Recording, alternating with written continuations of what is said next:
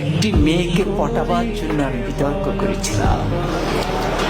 কিন্তু আজকে তোমরা এসছো, কেউ প্রধানমন্ত্রী হবা, কেউ হিলারি হবা। কি ভয়ঙ্কর মিথ্যা কথা! কারণ আমি একটি মেয়েকে শুধু পটাতে চেয়েছিলাম। কি দিয়ে? বিতর্ক দিয়ে।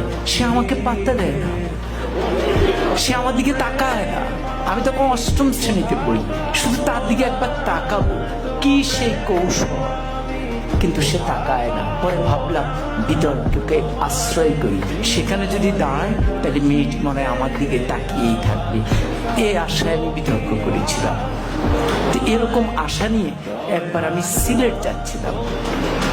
তখন আমি আর অষ্টম শ্রেণীর বালক নই, এয়ারপোর্ট স্টেশন থেকে উঠেছি।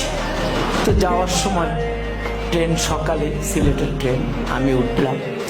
উঠে আমার সিটে গেলাম, দেখি আমার একটি সিট, সামনে আরেকটি সিট, মানে ডাবল ডাবল না। পরে কেউ আসে না, পরে একটি মেয়ে আসে এবং মেয়েটি সামনে বসার পর আমি একটু সতেজ হয়ে গেলাম। পুরুষের মন তো।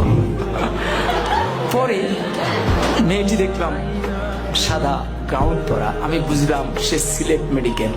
তাহলে ভাবলাম যাক, মান সম্পন্নই হয়েছে।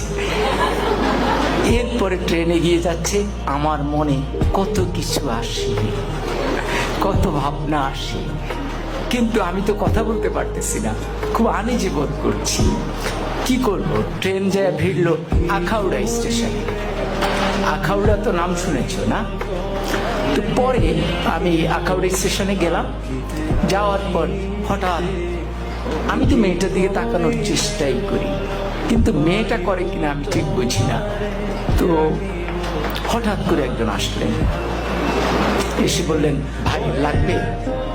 আমি বললাম না, আমার তো খেয়াল ওই মেয়েটির দিকে। এরপরে উনি একটু দূরে গিয়ে দাঁড়ালেন। এবার আরেকজন আসলেন, উনি এসে বললেন লাগবে?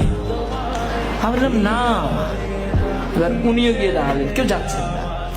তৃতীয় একজন একটু মোটা, সে আরেকটু ধমকের সুরে, লাগবে? আমি বললাম না।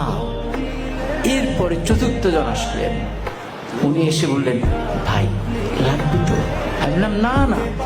এখন এই যতবার লাগবে বলে মেয়েটি ততবার পলকে পলকে আমার দিকে তাকায়। এখন আমি ঠিক বুঝতেছি না কি লাগবে, কি বলে।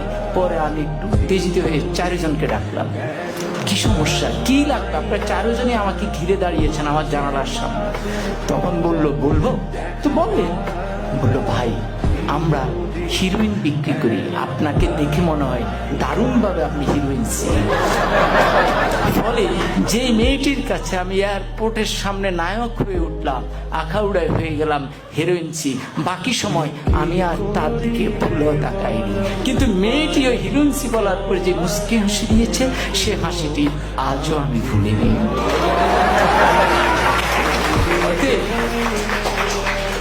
অতএব বিতর্ক ঠিক এই জায়গায়, ওই সূক্ষ্ম হাসিটি সুন্দরভাবে মনে রাখবার জন্য আজকে আমরা তোমাদেরকে ডেকেছি।